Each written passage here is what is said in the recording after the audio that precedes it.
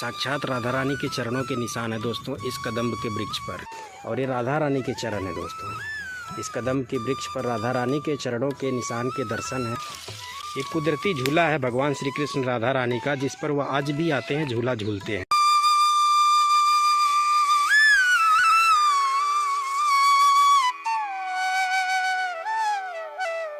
ये वृक्ष द्वापर युग का वृक्ष है दोस्तों, जिसमें भगवान श्री कृष्ण राधा रानी साक्षात विराजमान हैं। गोरा वृक्ष राधा रानी, सांवला यानी कि काला वृक्ष भगवान श्री कृष्ण एक दूसरे का आलिंगन किए हुए यहीं पर गोपियां स्नान कर रही थी इसी स्थान पर।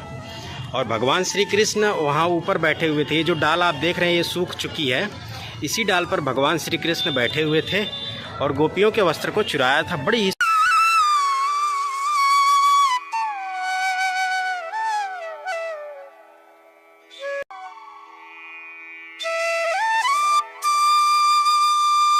इस मंदिर को वृंदावन का सबसे प्राचीन, सबसे पुराना मंदिर बताया जाता है। यही वो स्थान है जहाँ पर भगवान श्री कृष्ण मदन मोहन स्वरूप में प्रकट हुए थे। ये इसी स्थान पर, जिसके आप इस वक्त दर्शन कर पा रहे हैं इस मंदिर प्रांगण में।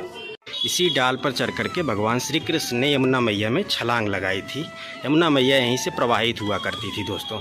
यहाँ से अगर आप देखें तो इस कदम के वृक्ष के अंदर का पूरा खोखलापन दिखाई देता है। ये देखें आप, अंदर से ये वृक्ष बिल्कुल खोखला है, लेकिन ऊपर से हरा भरा आज भी ये उसी प्रकार विराजमान है इस स्थान पर दोस्तों।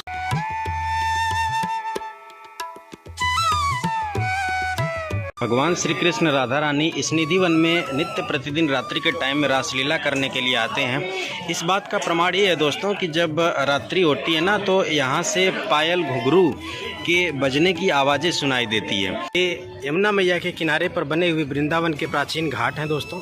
इनकी प्राचीनता देखते बनती है दोस्तों।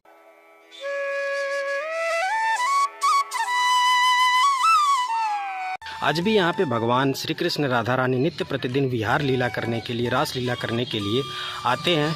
वो यहाँ आकर के इन लताओं पताओं पर, इन वृक्षों की टहनियों पर झूला झूलते हैं दोस्तों। पूरे टाटिया स्थान में आपको सिर्फ और सिर्फ यमुना मैया के रज के ही दर्शन होते हैं दोस्तों।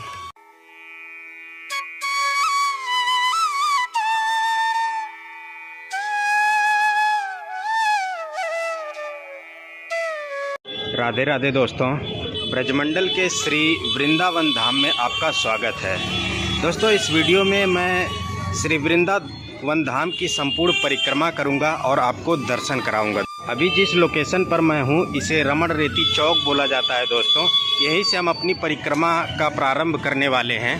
यह है दोस्तों रमण रेती चौक, इसे रमण रेती पुलिस स्टेशन भी बोल सकते हैं।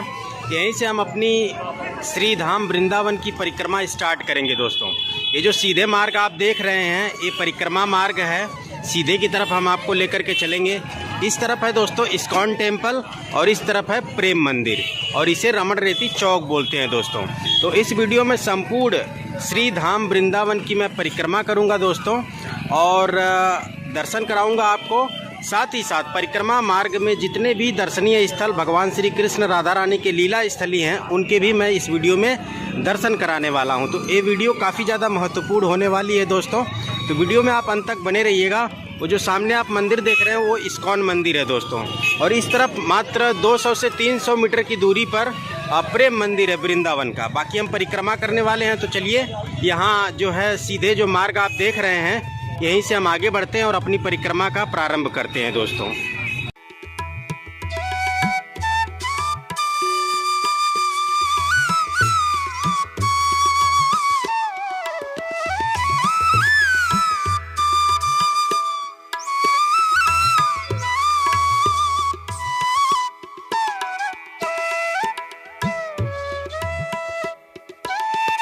दोस्तों जो श्री धाम वृंदावन की परिक्रमा है ये 15 किलोमीटर की होती है दोस्तों। 15 किलोमीटर से मतलब 5 कोस की, एक कोस में 3 किलोमीटर होता है, तो ये टोटल 5 कोस की परिक्रमा होती है 15 किलोमीटर की दोस्तों, जिसको मैं कर रहा हूँ दोस्तों। अभी हम परिक्रमा करते हुए उस स्थान पर पहुँच चुके हैं जहाँ पर श्री प्रेमानंद जी महाराज का आश्रम है, जिसे केलीकुंज आश्रम के नाम से जाना जाता है दोस्तों। जी हाँ, और ये जो मार्ग आप देख रहे हैं लेफ़्ट साइड में गया हुआ है ये प्रेमानंद जी महाराज के आश्रम की तरफ गया हुआ। चलिए अभी हम आपको प्रेमानंद जी महाराज के आश्रम के थोड़े से दर्शन करा देते हैं।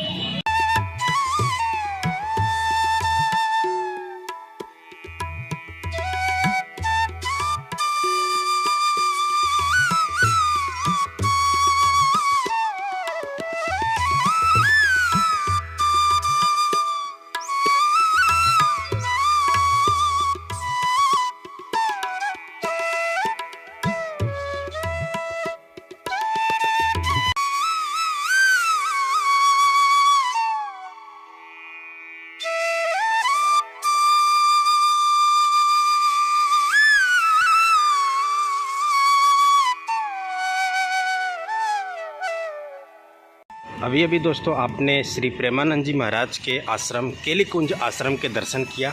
वहाँ पे भोजन प्रसादी भी वितरण हो रहा था, मैंने दिखाया भी। बहुत ही स्वादिष्ट, बहुत ही ज़बरदस्त भोजन प्रसादी मैंने प्राप्त की दोस्तों श्री प्रेमानंद जी महाराज आश्रम में।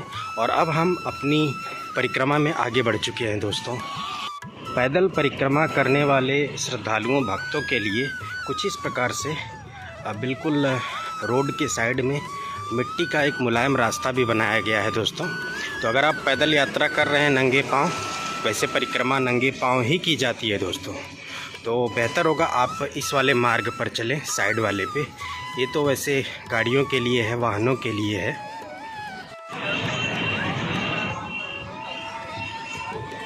दोस्तों अभी हमारी जो परिक्रमा है वो पहुंच चुकी है इस्कॉन के गौशाला। जी हाँ दोस्तों, यहाँ पे एक बड़ा ही सुंदर सा बड़ा सा गौशाला है और गौशाला के बिल्कुल बगल में ही एक बड़ा ही सुंदर सा रमणीय सा बगीचा है दोस्तों। तो अभी हम आपको गौशाला में चल कर के गौ माता के दर्शन कराएंगे और इसके अलावा बहुत ही सुंदर सा यहाँ बगीचा भी बनाया गया है, उसके भी दर्शन कराने वाले हैं, जो कि इस तरफ है दोस्तों।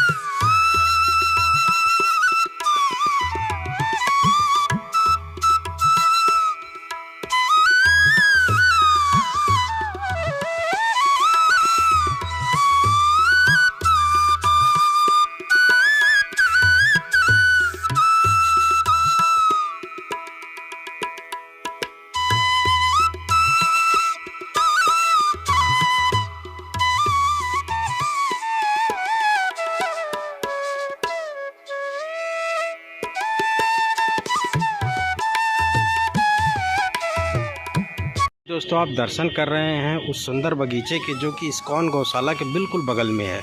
तो जो भी श्रद्धालु भक्त यात्री परिक्रमा करते हैं तो इस स्थान पर आकर के विश्राम जरूर करते हैं, भगवान का ध्यान जरूर करते हैं दोस्तों।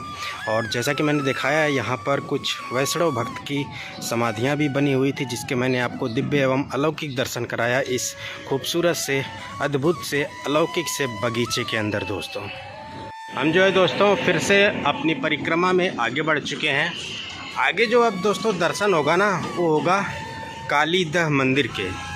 जी हाँ दोस्तों, उस स्थान के जहाँ पर भगवान श्री कृष्ण ने द्वापर युग में कालिया नाग का दमन किया था दोस्तों, कालिया नाग का मान मर्दन किया था, उस स्थान के दर्शन होंगे। बाकी चलिए हम परिक्रमा में आगे बढ़ते हुए उस स्थान तक पहुँचते हैं दोस्तों।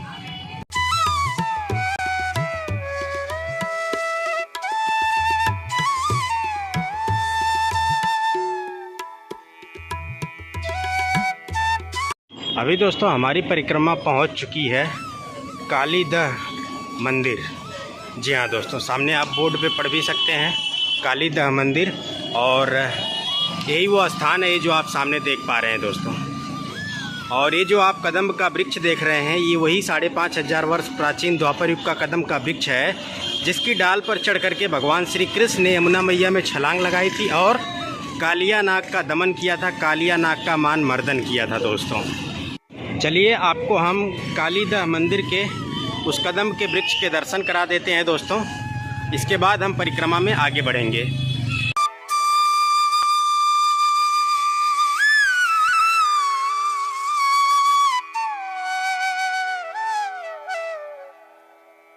दोस्तों यही वो स्थान है, इसी स्थान पर द्वापर युग में भगवान श्री कृष्ण और कालिया नाग के बीच घमासान युद्ध हुआ था दोस्तों।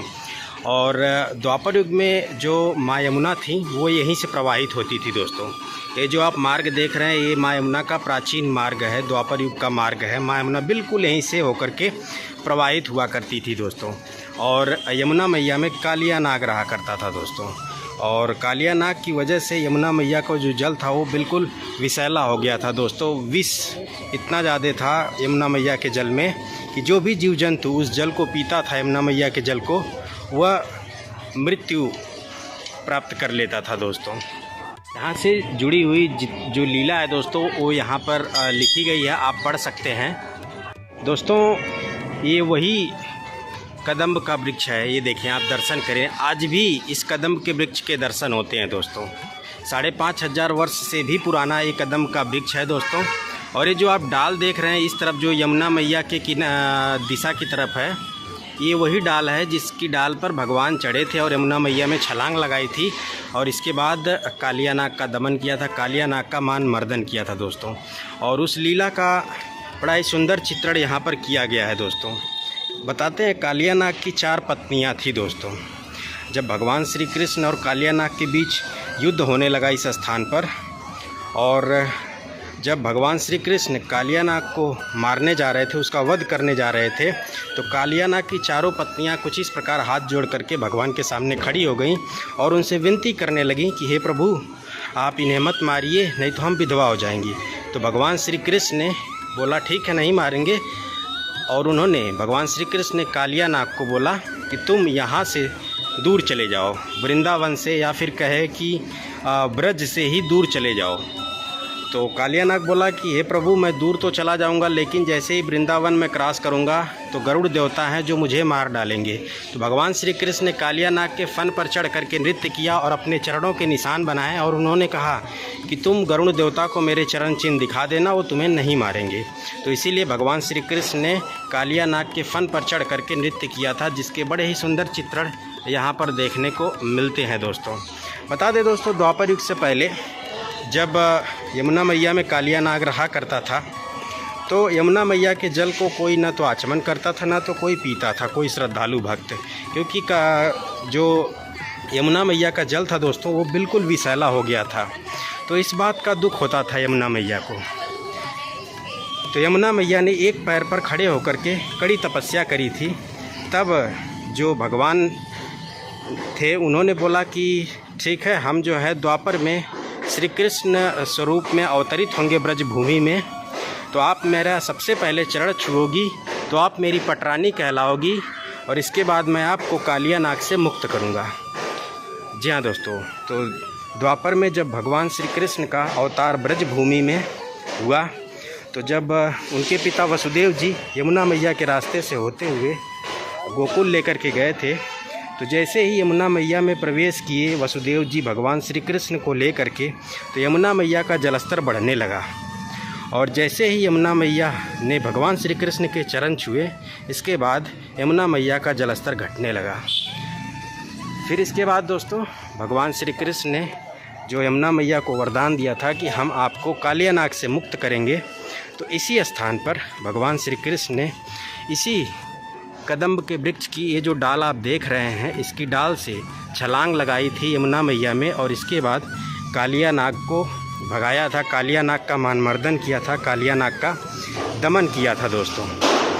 आज भी उस कदम्ब के वृक्ष के दर्शन होते हैं। ये कोई सामान्य कदम्ब का वृक्ष नहीं है दोस्तों जिसके आप दर्शन कर पा रहे हैं इस वक्त। और बता दूं कि ये जो कदम्ब का वृक्ष अंदर से बिल्कुल खोखला है दोस्तों। ऐसा कोई वृक्ष आप नहीं देखे होंगे जो अंदर से बिल्कुल खोखला हो और उनकी डाल पर हरी हरी पत्तियां आपको दिखाऊंगा आपको चल करके। वो जो सामने देख पा रहे हैं वहाँ से इस वृक्ष के अंदर का पूरा खोखलापन दिखाई देता है दोस्तों। जी हाँ, और इस बात का प्रमाण भी है कि ये वृक्ष वही वृक्ष है द्वापर युग का 5500 वर्ष से भी पुराना, जिसकी डाल पर चढ़ कर के भगवान ने श्री कृष्ण ने इस यमुना मैया में छलांग लगाया था और कालिया नाग का मानमर्दन किया था, कालिया नाग को भगाया था। जो भी भक्त श्रद्धालु यहाँ आते हैं तो इस कदम्ब के वृक्ष में अपनी मनोकामना के धागे, चुनरी वगैरह बांधते हैं दोस्तों, क्योंकि ये कोई सामान्य कदम्ब का वृक्ष नहीं है, ये भगवान से स्पर्श हुआ कदम्ब का वृक्ष है दोस्तों। इस कदम्ब के वृक्ष पर चढ़ कर के भगवान श्री कृष्ण बंसी बजाया करते थे दोस्तों। और भगवान के सबसे प्रिय वृक्षों में से एक हैं ये कदम्ब के वृक्ष, जिनके इस वक्त आप दर्शन कर पा रहे हैं कालीदह घाट पर, कालीदह मंदिर पर दोस्तों। जो भी भक्त श्रद्धालु आते हैं यहाँ पर तो इस कदम्ब के वृक्ष की परिक्रमा जरूर करते हैं दोस्तों। यही वो डाल है दोस्तों, इसी डाल पर चढ़ कर के भगवान श्री कृष्ण ने यमुना मैया में छलांग लगाई थी। यमुना मैया यहीं से प्रवाहित हुआ करती थी दोस्तों। अभी मैं दिखाता हूँ, यहाँ से अगर आप देखें तो इस कदम्ब के वृक्ष के अंदर का पूरा खोखलापन दिखाई देता है। ये देखें आप, अंदर से वृक्ष पूरी तरह से खोखला है कदम का वृक्ष। ये देखें आप दोस्तों, पूरा काफ़ी बड़ा सा होल बना हुआ है, यहाँ से आप पूरा अंदर का दृश्य देख सकते हैं दोस्तों। ये देखें आप, और लेकिन ऊपर से बिल्कुल हरा भरा सुंदर वृक्ष आज भी ये दिखाई देता है दोस्तों। ये देखें आप, इसकी प्राचीनता, इसकी दिव्यता अद्भुत है, अलौकिक है दोस्तों। जी हाँ, ये जो आप देख पा रहे हैं ये इस बात का प्रमाण है कि ये वृक्ष 5500 वर्ष प्राचीन है। अंदर से ये वृक्ष बिल्कुल खोखला है, लेकिन ऊपर से हरा भरा आज भी ये उसी प्रकार विराजमान है इस स्थान पर दोस्तों, जिस प्रकार यह द्वापर युग में इस स्थान पर विराजमान था। अभी अभी हमने आपको कालीदह मंदिर पर 5500 वर्ष पुराने कदम्ब के वृक्ष के दर्शन कराएं और साथ ही साथ यहाँ पर जो भगवान श्री कृष्ण की लीला हुई थी द्वापर युग में उसका भी मैंने वर्णन किया दोस्तों, कि किस प्रकार भगवान श्री कृष्ण ने कालिया नाग का यहाँ पर दमन किया था, मानमर्दन किया था दोस्तों। जब भगवान श्री कृष्ण ने कालिया नाग को यहाँ से भगाया तो उन्होंने एक बात और बोली थी कि तुम इधर पीछे अगर मुड़ कर के देख दिए वृंदावन के सीमा के अंदर तो तुम पत्थर के बन जाओगे। तो जब कालिया नाग यहाँ से आगे बढ़ा, यहाँ से जाने के लिए, तो कुछ दूर गया, यहाँ से एक स्थान पड़ता है जो कि यहाँ से लगभग 7 से 8 किलोमीटर की दूरी पर है। वहाँ पर जब पहुँचा कालिया नाग तो उसे लगा कि मेरी जो पत्नियाँ थी वो पीछे छूट गई, तो उसने जो है पीछे मुड़ करके देख दिया। वहीं पर ये कालिया नाग पत्थर का बन गया दोस्तों। जी हाँ, ये कालिया नाग आज भी वहाँ पत्थर के स्वरूप में मौजूद है, विद्यमान है, जिसके दर्शन होते हैं। बताते हैं आज भी उस पत्थर पर अगर आप चोट पहुँचाएँगे उसमें से खून निकलता है, क्योंकि जब अंग्रेज़ों ने उस कालिया नाग पर गोलियां बरसाई थी तो उस पत्थर स्वरूप कालिया नाग में से खून निकला था। इसीलिए कहते हैं कि आज भी कालिया नाग पत्थर स्वरूप में उस स्थान पर जीवित है। तो बाकी चलिए अब हम यहाँ से आगे अपनी परिक्रमा आगे की तरफ बढ़ाते हैं दोस्तों।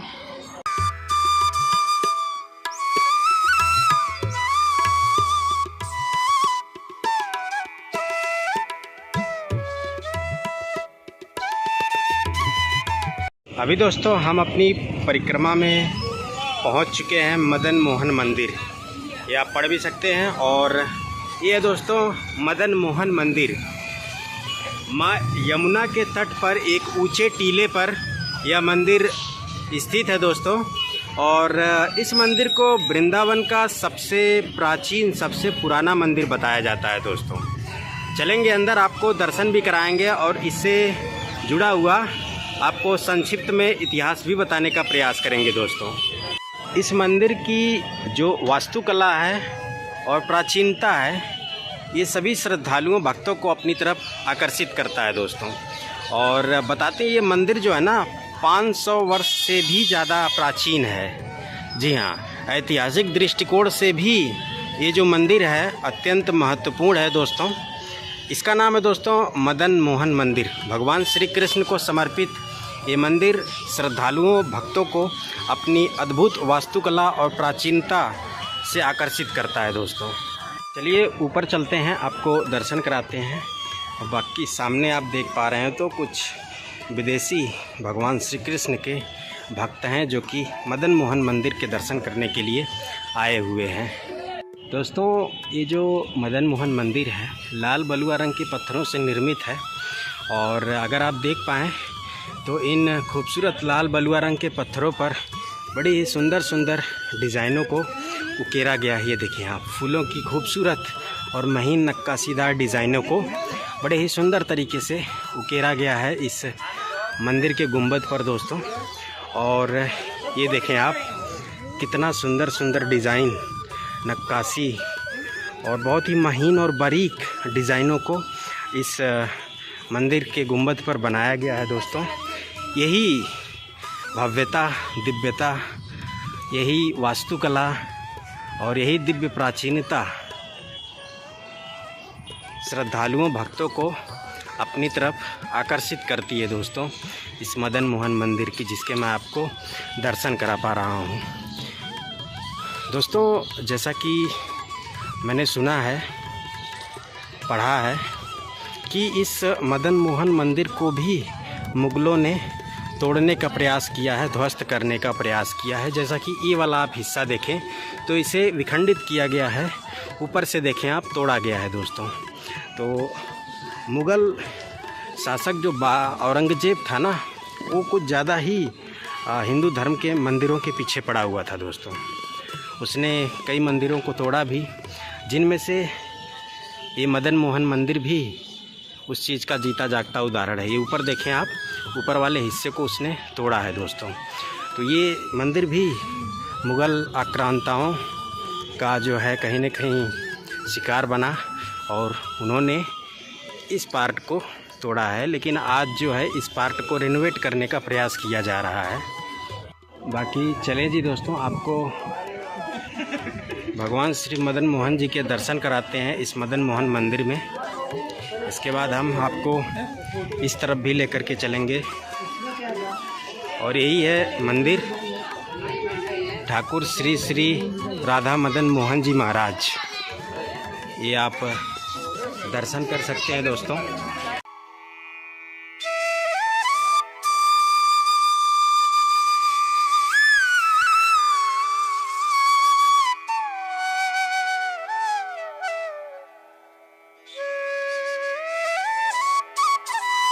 मदन मोहन मंदिर में आप माँ तुलसी के, माँ वृंदा देवी के बड़े ही दिव्य अलौकिक दर्शन कर पा रहे हैं दोस्तों।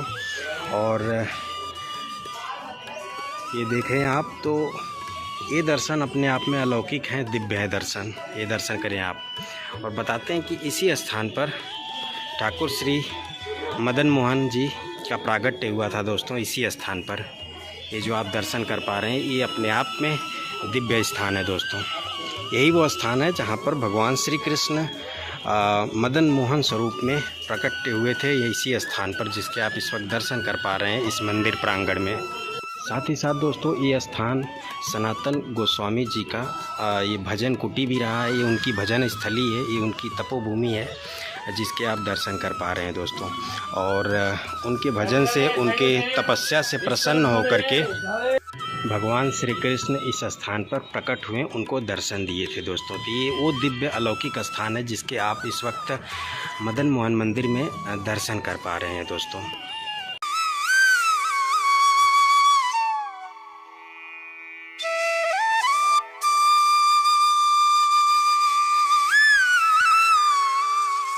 श्री मदन मोहन मंदिर के दर्शन कराने के बाद दोस्तों, हम अपनी परिक्रमा में आगे बढ़ चुके हैं। आगे जो मैं आपको दर्शन कराऊंगा वो है चीर घाट। जी हाँ दोस्तों, चीर घाट, जहाँ पे भगवान श्री कृष्ण ने द्वापर युग में यमुना मैया में नहाती हुई गोपियों के वस्त्र चुराए थे। आज भी उस कदम्ब के वृक्ष के दर्शन होते हैं, जिसके ऊपर चढ़ कर के उन्होंने नहाती हुई गोपियों के वस्त्र चुराए थे। तो हम उस चीर घाट के, उस दिव्य कदम्ब के वृक्ष के दर्शन कराएंगे। इसके बाद हम आपको निधि वन के भी दर्शन कराएंगे, जो कि चीर घाट से मात्र 200 से 300 मीटर की दूरी पर है दोस्तों।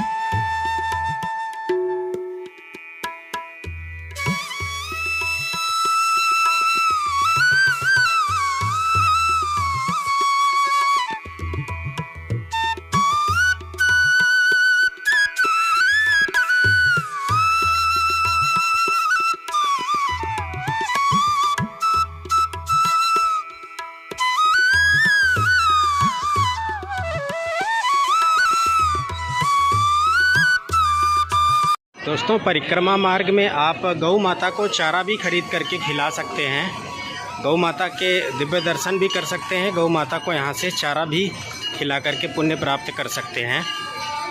और हमारी परिक्रमा दोस्तों अब पहुँचने वाली है चीर घाट। जी हाँ दोस्तों, तो वीडियो काफ़ी ज़्यादा महत्वपूर्ण है, तो वीडियो को अंत तक देखिएगा दोस्तों।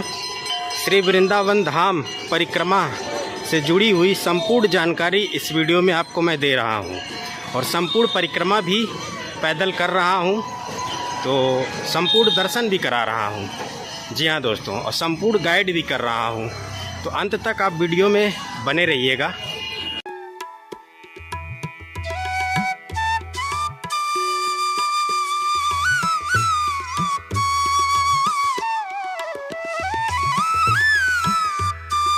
दोस्तों हमारी परिक्रमा पहुंच चुकी है चीर घाट, और ये जो आप कदम का वृक्ष देख रहे हैं ये वही 5,500 वर्ष प्राचीन द्वापर युग का कदम का वृक्ष है दोस्तों, जिसकी डाल पर बैठकर भगवान श्री कृष्ण ने यमुना मैया में नहाती हुई गोपियों के वस्त्र चुराए थे।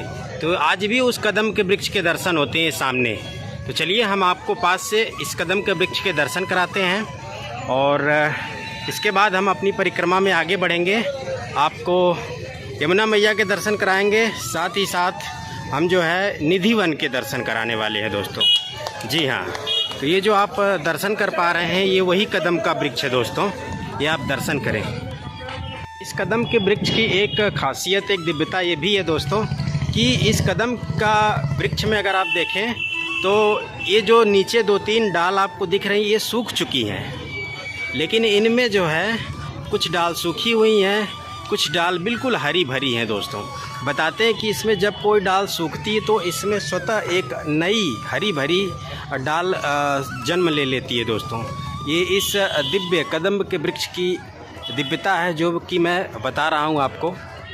यहाँ पर सामने आप देख पा रहे हैं तो कुछ साउथ साइड के या फिर गुजरात साइड के ये कुछ भक्त आए हुए हैं जो कि यहाँ चीर घाट पर दर्शन कर रहे हैं दोस्तों, और सामने कदम का वृक्ष। और इस स्थान पर दोस्तों भगवान भोलेनाथ का एक बड़ा ही दिव्य मंदिर है, तो सोचा मैं आपको इस भगवान भोलेनाथ के दिव्य मंदिर के भी दर्शन करा देता हूँ, तो आप भगवान भोलेनाथ के दिव्य दर्शन करें। द्वापर युग में दोस्तों जो यमुना मैया थी ना वो बिल्कुल यहाँ से प्रवाहित हुआ करती थी। उनके इस प्राचीन मार्ग को आज भी बनाया गया है, जिसका तस रखा गया है। ये देखें आप, ये यमुना मैया का प्राचीन प्रवाह मार्ग था, लेकिन अभी क्या है यमुना मैया यहाँ से लगभग 100 मीटर दूरी पर प्रवाहित हो रही हैं, जैसा कि आप सामने दर्शन भी कर पा रहे हैं। और ये वो दिव्य स्थान है जहाँ पर बड़ी ही सुंदर लीला हुई थी द्वापर युग में भगवान श्री कृष्ण द्वारा। दोस्तों बता दूँ आपको कि यहीं पर गोपियाँ स्नान कर रही थी इसी स्थान पर, और भगवान श्री कृष्ण वहाँ ऊपर बैठे हुए थे। ये जो डाल आप देख रहे हैं ये सूख चुकी है, इसी डाल पर भगवान श्री कृष्ण बैठे हुए थे और गोपियों के वस्त्र को चुराया था। बड़ी ही सुंदर अद्भुत दिव्य लीला हुई थी इस स्थान पर दोस्तों, जिसके मैं आपको वर्णन भी कर रहा हूँ। और साक्षात हम इस वक्त जिस वृक्ष के दर्शन कर रहे हैं ये साक्षात भगवान श्री कृष्ण के दर्शन है दोस्तों, क्योंकि ये वृक्ष भगवान श्री कृष्ण से स्पर्श हुआ कदम्ब का वृक्ष है। इस पर भगवान बंसी भी बजाते थे बैठ करके इस कदम्ब के वृक्ष पर दोस्तों। और एक दिन तो उन्होंने इस यमुना मैया में नहाती हुई गोपियों के वस्त्र ही चुरा लिए थे। बड़े ही नटखट थे भगवान श्री कृष्ण, और नटखट दिव्य लीलाएं किया करते थे द्वापर युग में। उन्हीं नटखट लीलाओं में से जो उन्होंने यहाँ पर जो वस्त्र चुराए थे वो लीला स्थली यही है दोस्तों, जिसके आप इस वक्त दर्शन कर पा रहे हैं। बिल्कुल यमुना मैया के तट पर यह स्थान है दोस्तों। अभी दोस्तों हमने आपको चीर घाट पर उस कदम्ब के वृक्ष के दर्शन कराए जिसके ऊपर बैठ करके भगवान श्री कृष्ण ने यमुना मैया में नहाती हुई गोपियों के वस्त्र चुराए थे। अब दोस्तों हम चलेंगे आपको निधि वन के दर्शन कराने वाले हैं। निधि वन जो कि यहाँ से मात्र 200 से 300 मीटर की दूरी पर है। ये जो बगल से आप मार्ग देख रहे हैं ये निधि वन की तरफ ही गया हुआ है। निधि वन दोस्तों वह स्थान है जहाँ पर आज भी भगवान श्री कृष्ण राधा रानी रात्रि के समय में आते हैं, रासलीला करते हैं। तो चलिए हम आपको उस दिव्य स्थान के दर्शन करा देते हैं।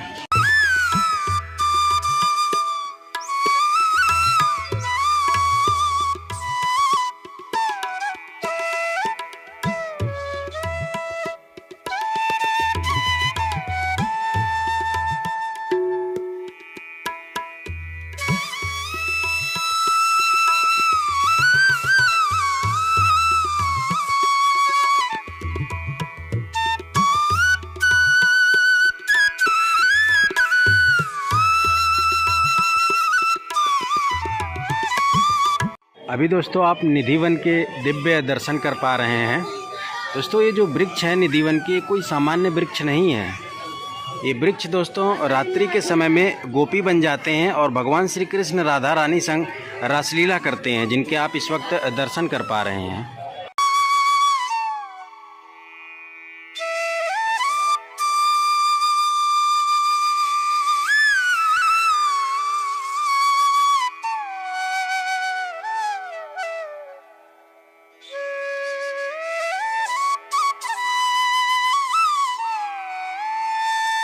दोस्तों कुछ वृक्ष ये आप देखें तो बिल्कुल पैदल मार्ग में ही हैं, और जो भी श्रद्धालु भक्त दर्शन करने के लिए आते हैं तो इन वृक्षों में अपनी मनोकामना की धागे चुनरी वगैरह बांधते हैं। तो जब भी आप चलें तो इन वृक्षों को प्रणाम जरूर करें, नतमस्तक जरूर हुए दोस्तों। ये दोस्तों निधिवन के अंदर ललिता कुंड है, जिसके आप इस वक्त दिव्य दर्शन कर पा रहे हैं इस निधिवन में। दोस्तों ये जो निधिवन है, इसी निधिवन में ठाकुर श्री बांके बिहारी जी की मूर्ति प्रकट हुई थी। बांके बिहारी मंदिर में हम जिस मूर्ति की दर्शन करते हैं भगवान श्री कृष्ण के, वो मूर्ति दोस्तों इसी निधिवन में प्रकट हुई है। और ये जो सामने आप स्थान देख रहे हैं, ये वही स्थान है। इसी स्थान पे ठाकुर श्री बांके बिहारी जी की मूर्ति प्रकट हुई थी दोस्तों। जी हाँ, ये वो दिव्य स्थान है जिसके आप इस वक्त निधिवन में दर्शन कर पा रहे हैं। दोस्तों जब भी आप वृंदावन आएँ तो दो स्थानों पे दर्शन करना तो ज़रूरी बनता है। एक तो ये निधिवन और दूसरा बांके बिहारी मंदिर।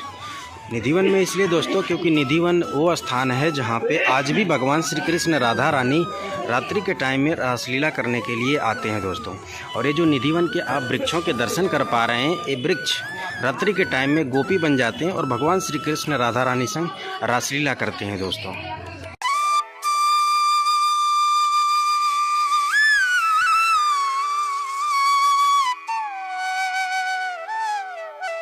दोस्तों अभी ये जो आप सामने मंदिर देख रहे हैं, ये इसे रंग महल बोला जाता है दोस्तों। जी हाँ, जो कि निधिवन के अंदर ही है।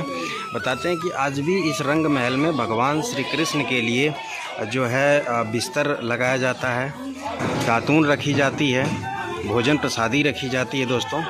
क्योंकि भगवान श्री कृष्ण जब रात्रि के टाइम में रासलीला कर लेते हैं तो इसी रंग महल में विश्राम करते हैं।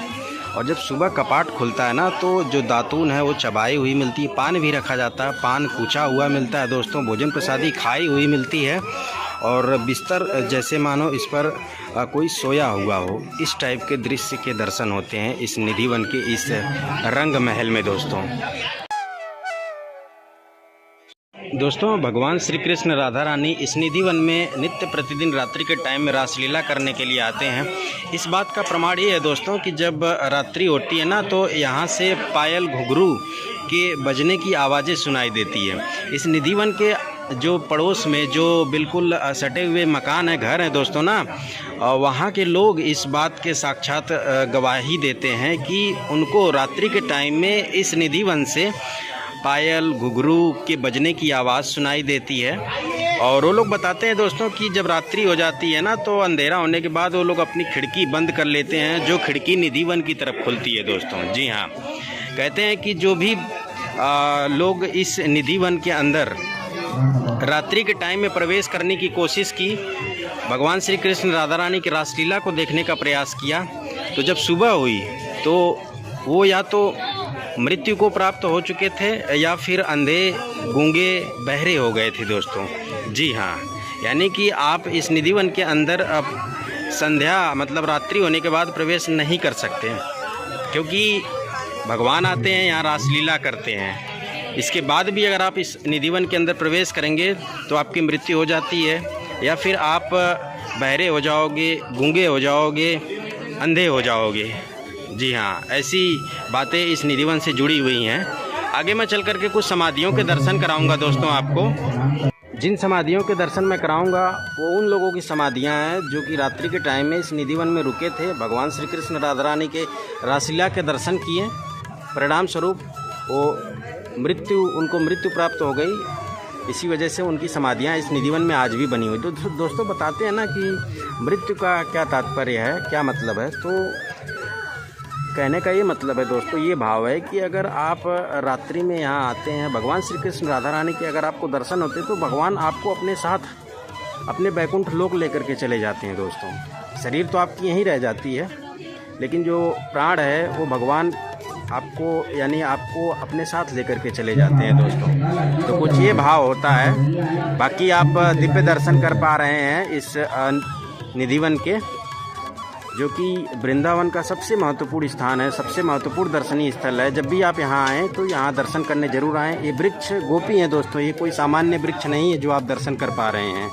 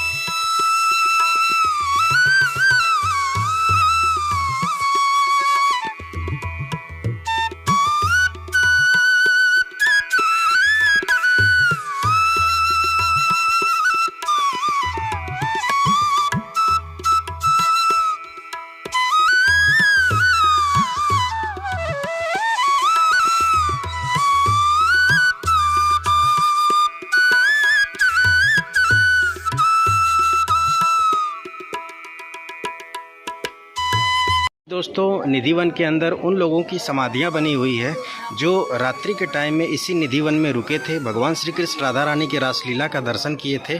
परिणाम स्वरूप वो मृत्यु गति को प्राप्त हो गए दोस्तों। उनकी समाधियां आज भी इस निधिवन के अंदर मौजूद हैं दोस्तों, जिनके आप दर्शन कर पा रहे हैं। अभी दोस्तों हमने आपको निधिवन के दिव्य दर्शन कराया और अभी हम आ चुके हैं पुनः परिक्रमा मार्ग में यमुना मैया के तट पर।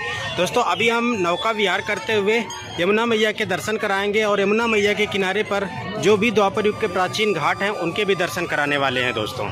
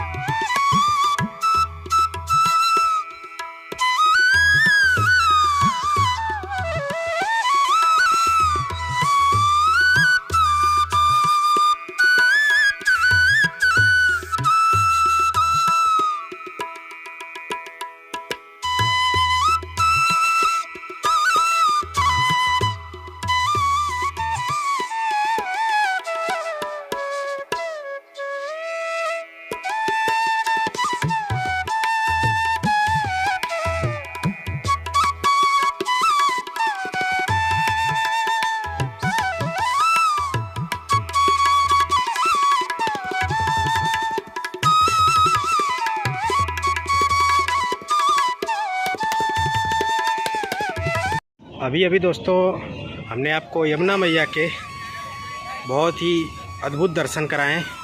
इसमें हमने बोटिंग किया यमुना मैया में और आपको यमुना मैया के अद्भुत दर्शन कराएं और यमुना मैया के किनारों पर जो बने हुए द्वापर युग के प्राचीन घाट थे उनके भी दर्शन कराएं दोस्तों।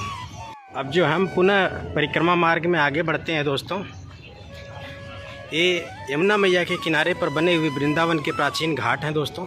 इनकी प्राचीनता देखते बनती है दोस्तों, ये आप देखें। बाकी बिल्कुल किनारे से यमुना मैया के तट से होते हुए परिक्रमा मार्ग है दोस्तों। और जब आप परिक्रमा मार्ग में इस स्थान पर आएंगे ना तो अद्भुत सुंदरता के दर्शन होते हैं। एक तरफ यमुना मैया के दर्शन होते हैं तो दूसरे तरफ प्राचीन घाट के दर्शन होते हैं और बिल्कुल मध्य से परिक्रमा मार्ग बना हुआ है। और आगे हम चलेंगे तो केसी घाट के दर्शन होंगे।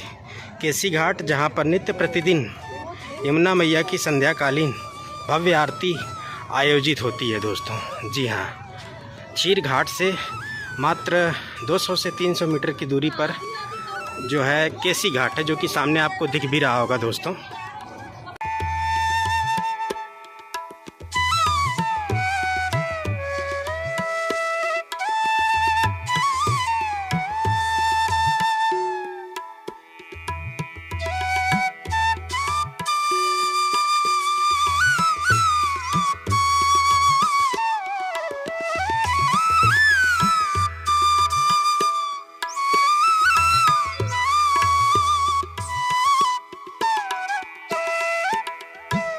दोस्तों, अगर आप परिक्रमा करते करते थक जाते हैं तो इस स्थान पर नाश्ता पानी कर सकते हैं, चाय वगैरह यहाँ पर पी सकते हैं दोस्तों। यहाँ पर बड़ी ज़बरदस्त चाय मिलती है दोस्तों। जी हाँ, ये स्थान बिल्कुल केसी घाट से मात्र 200-300 मीटर जब आप आगे आएंगे तो यहाँ पर बना हुआ है। काफ़ी बड़ा सा एरिया है, यहाँ पर आप बैठ करके विश्राम कर सकते हैं, चाय पानी नाश्ता वगैरह कर सकते हैं दोस्तों। हमने परिक्रमा का लगभग आधा हिस्सा कवर कर लिया है और आधा हिस्सा और बचा है, यानी हमने लगभग 7.5 किलोमीटर परिक्रमा पूरी कर ली है और 7.5 किलोमीटर अभी बची है दोस्तों। बाकी आगे जो दर्शन होंगे दोस्तों परिक्रमा में वो होगा दोस्तों टाटिया आश्रम, जिसे टटिया स्थान के नाम से भी जाना जाता है। उसके आगे हम आपको दर्शन कराएंगे ललिता बाग के। जी हाँ दोस्तों, ललिता बाग में एक वृक्ष पर राधा रानी के चरणों के निशान आज भी मौजूद हैं। ये सारे दर्शन इस वीडियो में आगे मैं आपको कराने वाला हूँ। बाकी अभी तक हमने जो दर्शन करा दिए हैं अपने परिक्रमा में, सबसे पहले हमने दर्शन कराया महाराज श्री प्रेमानंद जी के केली कुंज आश्रम के। इसके बाद हमने आगे दर्शन कराया इस्कॉन की एक गौशाला थी और उसके अलावा एक बड़ा ही प्यारा सा बगीचा था दोस्तों। फिर आगे जब हमने बढ़े तो हमने आपको कालीदह मंदिर के दर्शन कराया। उसके भी आगे हमने चीर घाट के दर्शन कराया। चीर घाट के बाद हमने जो है निधि वन के दर्शन कराया। इसके बाद हमने यमुना मैया में बोटिंग करते हुए जो है यमुना मैया के दिव्य दर्शन कराया दोस्तों। बाकी परिक्रमा करते समय बंदरों से विशेष सावधान रहें दोस्तों। चश्मा फ़ोन से बिल्कुल अलर्ट रहें। वृंदावन के बंदरों के बारे में आप जानते होंगे कि ये चश्मा और फ़ोन या फिर हाथ में अगर पर्स लिए हों तो उनको गायब करने में ये देरी नहीं लगाते हैं दोस्तों। तो इस बात का आप विशेष ध्यान रखें परिक्रमा करते समय, क्योंकि वृंदावन के बंदर भगवान श्री कृष्ण की ही तरह बिल्कुल नटखट हैं, शरारती हैं। तो इस बात का आप विशेष ध्यान रखें जब भी आप वृंदावन में आए दर्शन करने के लिए। तो हमने जो है इसके बाद निधिवन के बाद हमने जो है यमुना मैया में बोटिंग करते हुए यमुना मैया के दर्शन कराएं, वृंदावन के प्राचीन घाटों के दर्शन कराएं। इसके बाद हमारी परिक्रमा आगे बढ़ चुकी है दोस्तों।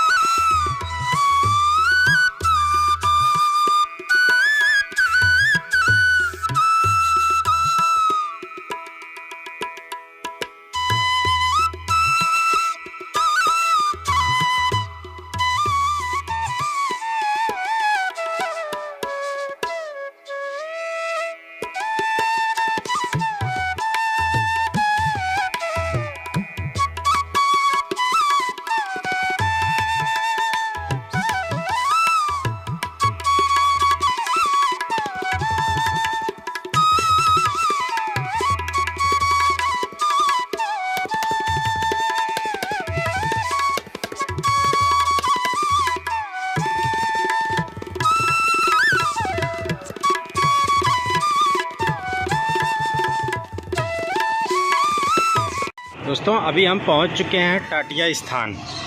टाटिया स्थान, जिसे टाटिया आश्रम भी कहते हैं, वृंदावन का एक अद्भुत स्थान है दोस्तों, और वृंदावन का एक बहुत ही महत्वपूर्ण स्थान है।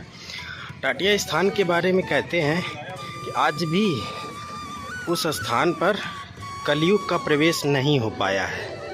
आज भी वहाँ का जो परिदृश्य है बिल्कुल द्वापर युग जैसा है दोस्तों।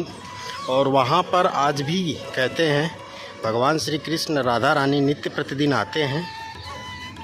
वहाँ पर आज भी भगवान श्री कृष्ण राधा रानी की दिव्य कृपा है दोस्तों। जी हाँ, इसके मैं आपको अंदर चल कर के उदाहरण भी दिखाऊंगा। बाकी हम आ चुके हैं, ये सामने ही दिख रहा है टाटिया स्थान दोस्तों। इसे टाटिया आश्रम के नाम से भी जाना जाता है। टाटिया आश्रम में प्रवेश करने के लिए ये प्रवेश द्वार है। तो चलिए अब हम प्रवेश करते हैं, अंदर आपको दर्शन कराते हैं।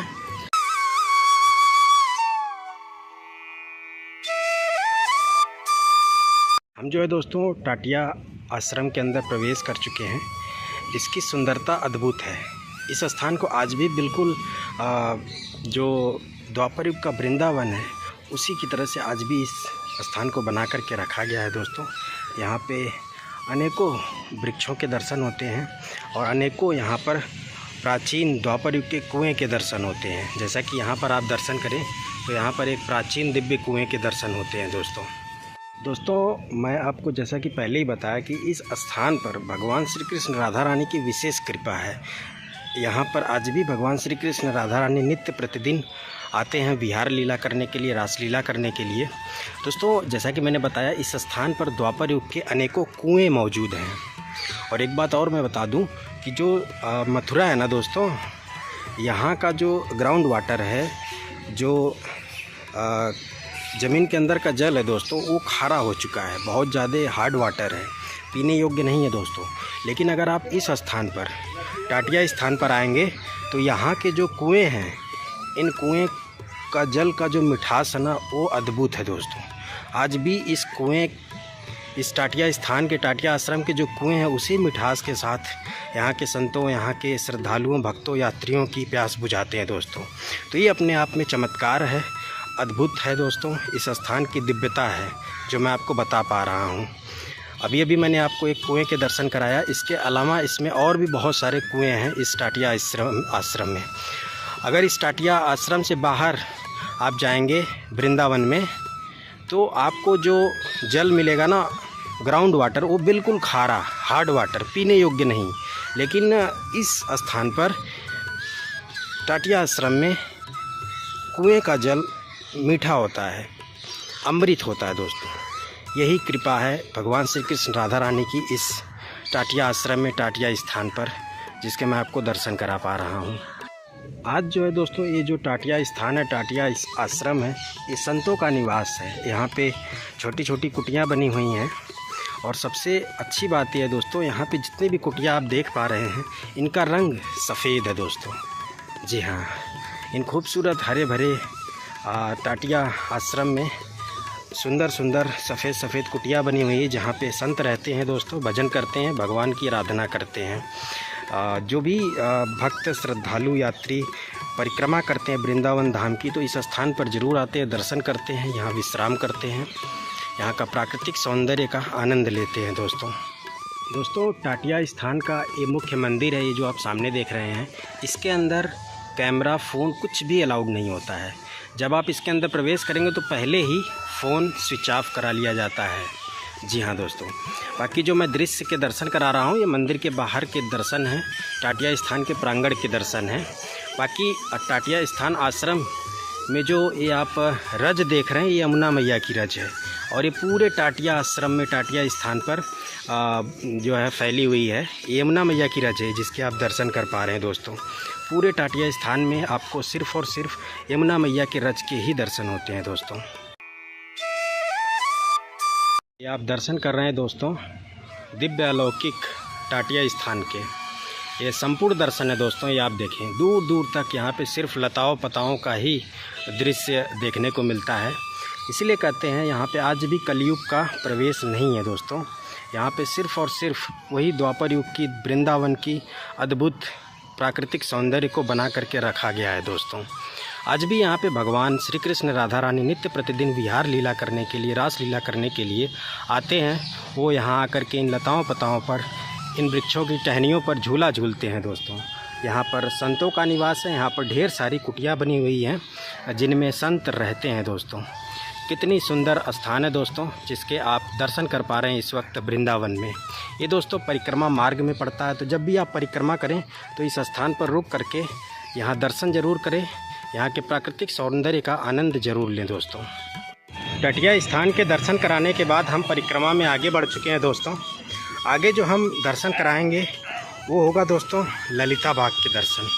जी हाँ, बहुत ही दिव्य अलौकिक दर्शन कराने वाला हूँ आपको। ललिता बाग में राधा रानी के चरणों के निशान किस प्रकार एक द्वापर युग के कदम के वृक्ष पर आज भी मौजूद हैं, वो दर्शन आपको मैं इस वीडियो में कराऊंगा। जी हाँ, तो आप वीडियो में अंत तक बने रहिएगा दोस्तों। परिक्रमा के साथ साथ परिक्रमा मार्ग में जो भी दर्शनीय स्थल हैं, भगवान के लीला स्थली हैं द्वापर युग के, उनके भी दर्शन मैं आपको करा रहा हूँ दोस्तों। ललिता बाग से पहले ही एक स्थान पड़ता है परिक्रमा मार्ग में, जिसका नाम है निकुंज वन पानी घाट। ये भी बहुत ही सुंदर स्थान है दोस्तों। चलिए आपको दर्शन करा देते हैं। इस स्थान का नाम है दोस्तों निकुंज वन। जी हाँ, पानी घाट के नाम से स्थान प्रसिद्ध है। सामने पढ़ सकते हैं निकुंज वन पानी घाट। यहाँ पे एक सरोवर भी बना हुआ है। ये देखिए कितना सुंदर स्थान है, प्राकृतिक रूप से अद्भुत स्थान है दोस्तों। और छोटा सा सरोवर है, लेकिन सरोवर की साफ़ सफाई है नहीं दोस्तों। बाकी सामने की तरफ निकुंज वन है दोस्तों। रंग बिरंगे फूलों, खूबसूरत वृक्षों से यह स्थान सजा हुआ है। देखते हैं कहाँ तक अंदर जा सकते हैं, लेकिन है अपने आप में बड़ा ही सुंदर स्थान, जिसे निकुंज वन। निकुंज किसे कहते हैं दोस्तों? निकुंज उस स्थान को बोला जाता है ब्रज में, जहाँ पर आज भी भगवान श्री कृष्ण राधा रानी नित्य विहार लीला करने के लिए, रास लीला करने के लिए नित्य प्रतिदिन आते हैं। उस स्थान को निकुंज बोला जाता है दोस्तों।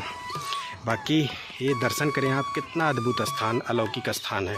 बिल्कुल प्रांगण में ही बीचों बीच कदम्ब के वृक्ष के दर्शन है दोस्तों ये। और यहाँ पर एक मंदिर भी बना हुआ है, जो कि अभी फ़िलहाल बंद है, क्योंकि अभी समय नहीं हुआ है मंदिर के खुलने का। बाकी आप यहीं से दर्शन करें। कितना सुंदर मंदिर बनाया गया है, लताओं पताओं से सजाया गया है दोस्तों। ये आप दर्शन कर पा रहे हैं। अब जो है दोस्तों, हम आपको परिक्रमा मार्ग में ललिता बाग के दर्शन कराएंगे। और हम जो है ललिता बाग पहुंच भी चुके हैं दोस्तों। यहाँ से अब कुछ ही दूर पर ललिता बाग के दर्शन होंगे। बाकी अभी आप देखें तो 4 से 5 श्रद्धालु हैं जो कि श्री वृंदावन धाम की परिक्रमा कर रहे हैं दोस्तों। दोस्तों हम पहुंच चुके हैं ललिता बाग। ये जो आप दर्शन कर रहे हैं ये ललिता बाग है दोस्तों।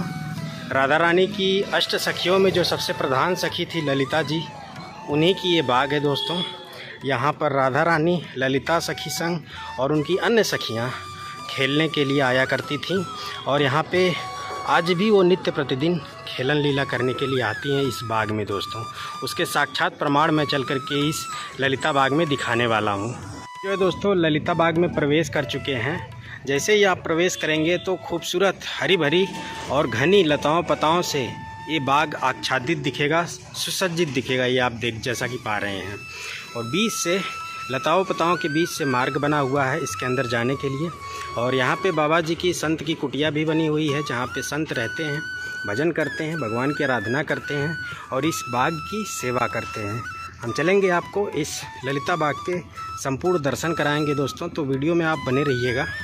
मित्रों, इस ललिता बाग में एक अत्यंत प्राचीन वट का वृक्ष है, ये आप दर्शन करें।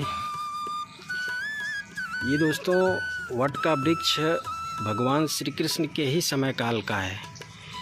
जी हाँ, और इस वृक्ष में मैं आपको भगवान श्री कृष्ण राधा रानी के दिव्य स्वरूप के भी दर्शन कराने वाला हूँ।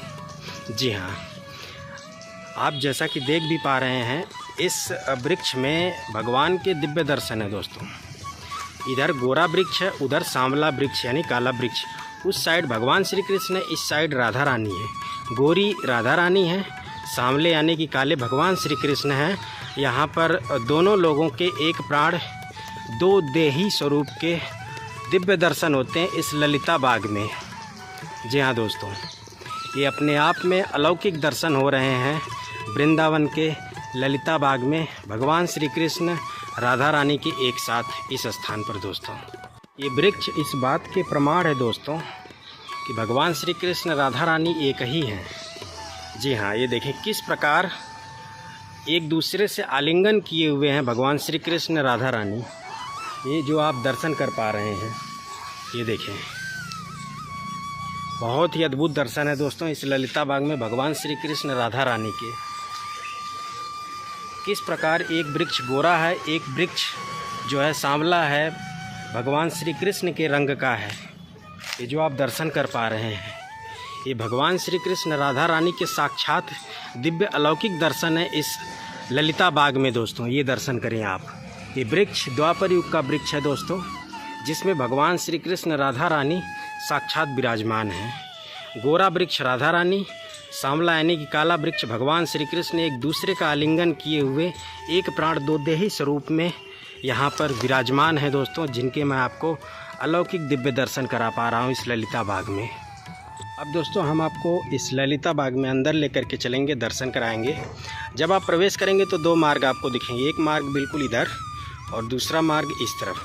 तो बिल्कुल इस वाले मार्ग पे हम आगे बढ़ेंगे।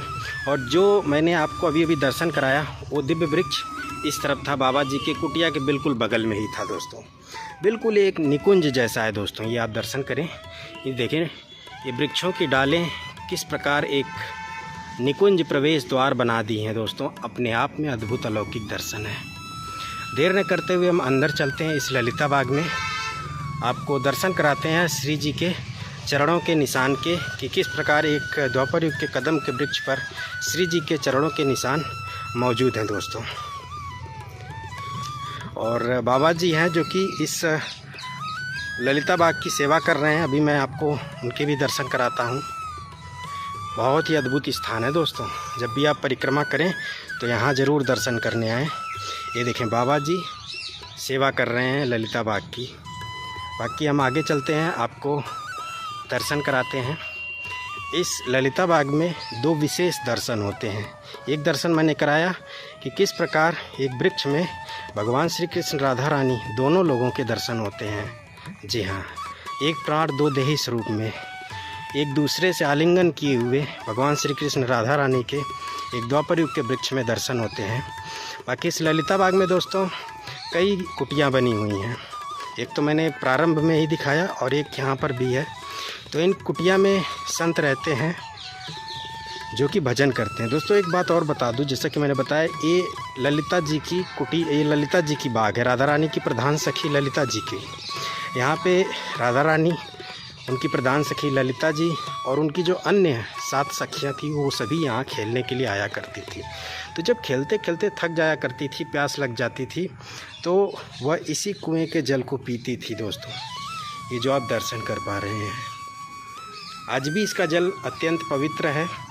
ये कुआं द्वापर युग का कुआं है दोस्तों, जो कि इस ललिता बाग में आप दर्शन कर पा रहे हैं। राधा रानी, उनकी सखी ललिता और उनकी अन्य सखियां जब खेलते खेलते थक जाती थीं, इस बाग में झूला झूलती थीं, इस बाग में खेलती थीं, तो थकने के बाद इसी कुएं के जल से अपना प्यास मिटाती थी।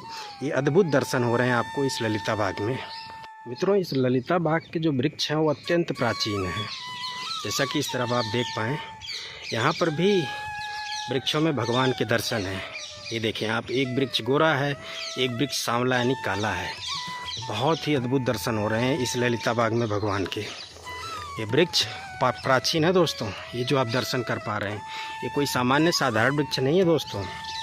जिस प्रकार निधिवन में भगवान श्री कृष्ण राधा रानी आज भी नित्य प्रतिदिन आते हैं रासलीला करने के लिए, नित्य विहार लीला करने के लिए, और निधिवन के जो वृक्ष हैं वो गोपियां बन करके भगवान श्री कृष्ण राधा रानी संग रासलीला करते हैं, ठीक उसी प्रकार इस ललिता बाग के वृक्ष भी अपने आप में दिव्य हैं, क्योंकि यहाँ पर भी भगवान श्री कृष्ण राधा रानी, उनके सखा सखी आते हैं रासलीला करने के लिए, खेलने के लिए, नित्य विहार लीला करने के लिए।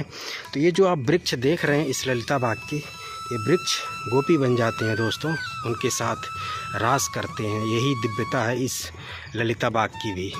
जो है दोस्तों, हम आपको उस कदम के वृक्ष के दर्शन कराते हैं जिस पर राधा रानी के साक्षात चरण पड़े हुए हैं और आज भी दर्शन होते हैं। जी हाँ दोस्तों, और दिखाऊंगा किस प्रकार इस ललिता बाग में आज भी वो कुदरती झूले मौजूद हैं वृक्षों में, जिन पर राधा रानी, भगवान श्री कृष्ण, राधा रानी की ललिता सखी, उनके अन्य सखियां झूला झूलती हैं दोस्तों इस ललिता बाग में। जैसा कि वो देखें आप, एक झूला बना हुआ है, उस पर आज भी भगवान श्री कृष्ण, राधा रानी झूला झूलने के लिए नित्य प्रतिदिन आते हैं। दोस्तों ये जो आप वृक्ष देख रहे हैं, ये कदम्ब का वृक्ष है, ये दर्शन करें आप, ये द्वापर युग का कदम्ब का वृक्ष है। इस पर राधा रानी के साक्षात चरणों के निशान मौजूद हैं। ये आप दर्शन करें, ये राधा रानी के चरणों के निशान मौजूद है दोस्तों, ये दर्शन आप करें, ये साक्षात राधा रानी के चरणों के दर्शन है इस कदम्ब के वृक्ष पर दोस्तों। इस वक्त मैं आपको ललिता बाग में दिव्य अलौकिक दर्शन करा रहा हूँ दोस्तों, और ये साक्षात राधा रानी के चरणों के निशान है दोस्तों इस कदम्ब के वृक्ष पर, ये आप दर्शन करें। द्वापर युग में राधा रानी, ललिता सखी यहाँ खेला करते थे, उनकी अन्य सखियाँ यहाँ खेला करती थीं। और ये चरण चिन्ह जो राधा रानी के चरण चिन्ह हैं, इस बात के प्रमाण हैं कि राधा रानी यहाँ खेलने के लिए आया करती थी। ये दर्शन है दोस्तों, बिल्कुल स्पष्ट दर्शन है दोस्तों। ये राधा रानी के साक्षात चरण हैं जो कि इस कदम के वृक्ष पर पड़े हुए हैं। ये राधा रानी की उंगलियां हैं, ये देखें, अंगूठा है और ये उनकी चारों उंगलियों के निशान है दोस्तों, ये राधा रानी के, और ये राधा रानी के चरण है दोस्तों। इस कदम के वृक्ष पर राधा रानी के चरणों के निशान के दर्शन हैं, ये अपने आप में दिव्य है। ये 5500 वर्ष प्राचीन राधा रानी के चरणों के निशान हैं द्वापर युग के, जो आज भी इस कदम के वृक्ष पर मौजूद हैं, जिनके आप अलौकिक दिव्य दर्शन कर पा रहे हैं दोस्तों। ये दर्शन करें, ये अपने आप में ये साक्षात भगवान है दोस्तों, ये कदम के वृक्ष जिसके मैं आपको दर्शन करा पा रहा हूँ इस ललिता बाग में। अभी चलिए मैं आपको उन कुदरती झूलों के दर्शन कराता हूँ इस ललिता बाग में, जिन पर भगवान आज भी नित्य प्रतिदिन झूला झूलने के लिए आया करते हैं। तो ये जो आप दर्शन कर रहे हैं दोस्तों, ये भगवान श्री कृष्ण, राधा रानी का ये कुदरती झूला है। ये देखें आप, ये देखें आप, ये कुदरती झूला है भगवान श्री कृष्ण, राधा रानी का, जिस पर वह आज भी आते हैं, झूला झूलते हैं।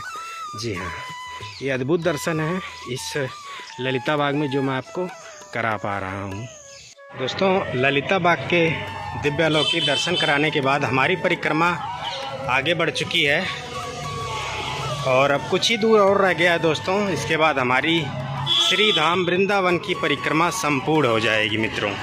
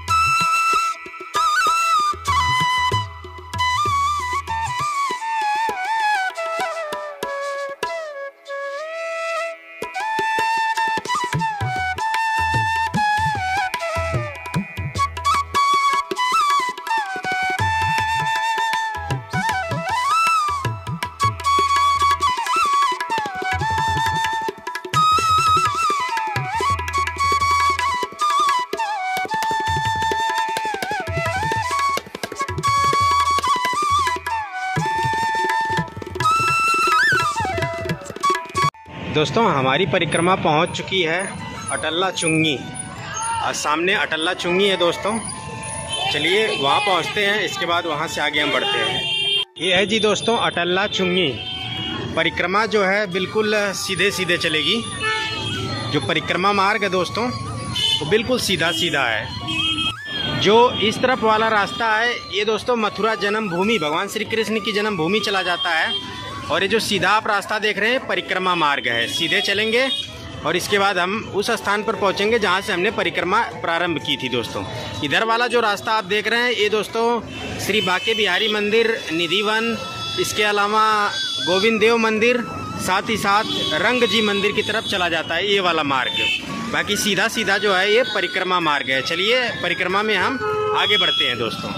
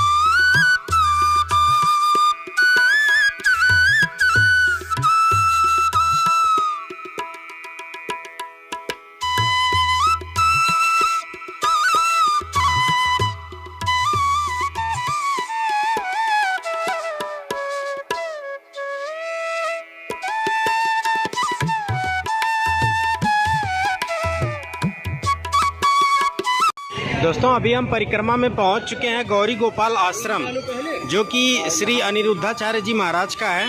यहाँ पे भोजन फ्री मिलता है दोस्तों, इसी वजह से यहाँ आप देखें तो भीड़ है। ये गौरी गोपाल आश्रम है। अभी हम अंदर चलेंगे, आपको दिखाएंगे भी। यहाँ पे अखंड भोजन प्रसादी की सेवा चलती है। और चलिए आपको अंदर लेकर के चलते हैं, दिखाते हैं दोस्तों।